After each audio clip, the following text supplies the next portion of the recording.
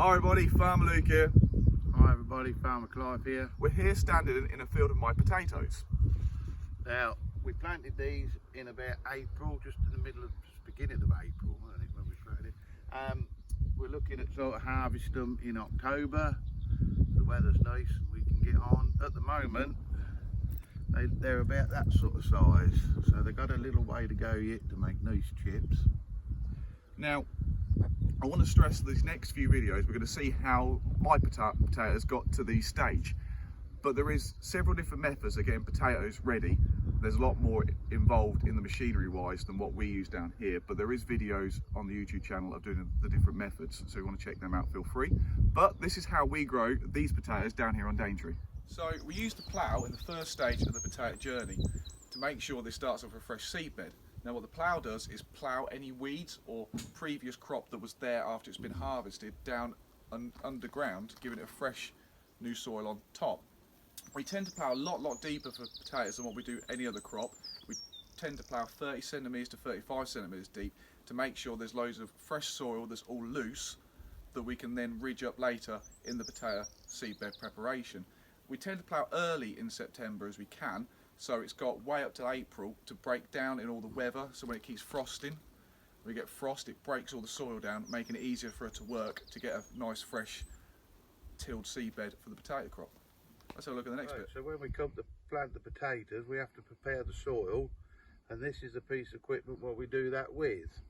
And what happens that these tines, these hook tines, are going round 1,000 revolutions a minute, and they chop up the soil and break all the clods up and makes a fine seed bed.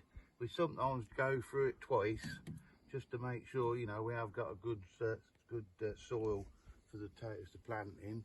And what's happening at the back, we've got some moulders, so we actually mark out the beds from where the potatoes are going to be, and the planter man will just come behind this and plant them, the potatoes.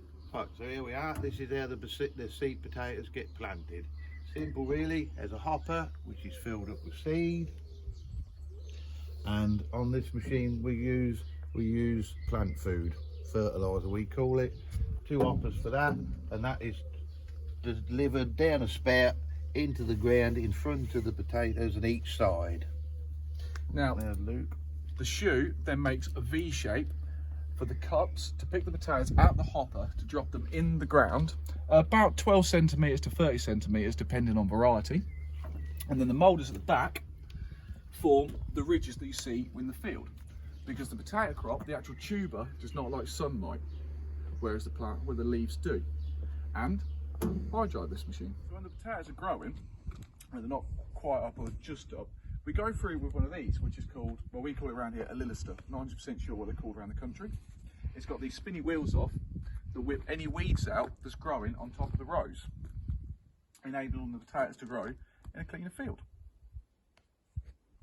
As well as lilister in the crops we've just seen, we use one of these. This is a potato moulder, and this moulds up the potatoes. Any gardeners will know, or anyone else will know, that the tuber of the potato does not like sunlight. The leaves love it, but the tuber doesn't, and turns them green. So we use one of these to make sure we pile soil up on top of the potatoes, keeping the sunlight out. It's got a set of tines at the front that just loosen the soil, enabling the moulders at the back to push soil up on top of the ridges. And that's how we keep them nice and safe in the sunlight.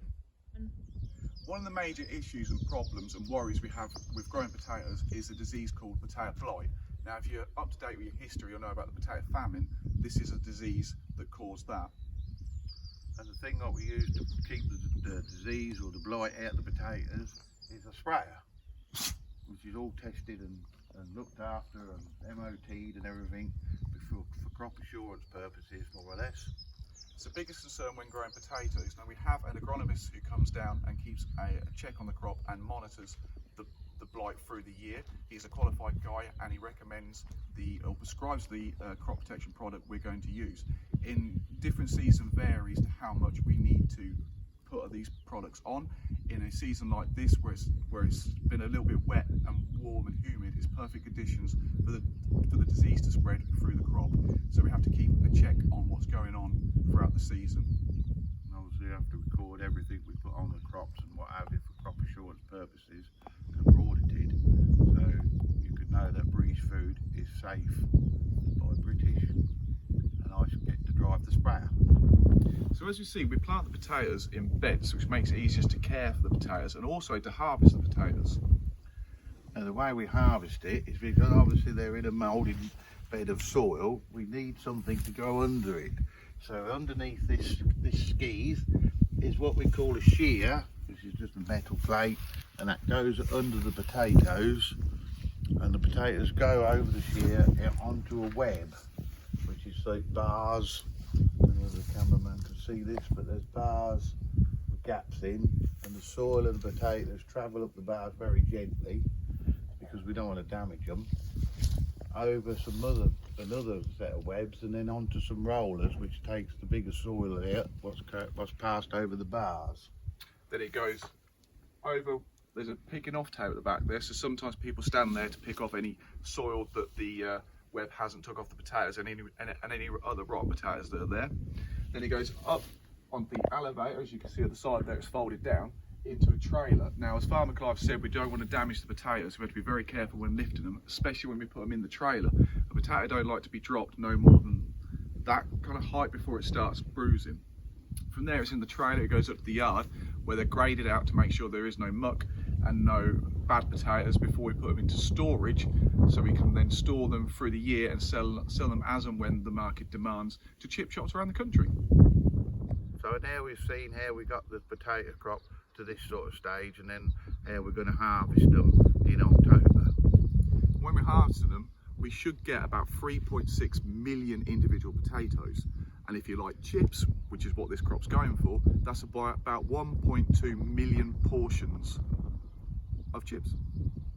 And an interesting fact about potatoes is that they are related to the tomato plant and the chili pepper plant. So, wow, look for these are going for chips. They'll be in a chip shop near you in the coming months. So thanks so much for watching. I hope you all enjoyed that. Look out for the other videos on today, and I'll see you again next time. Say goodbye, Farmer Clive. Goodbye, Farmer Clive.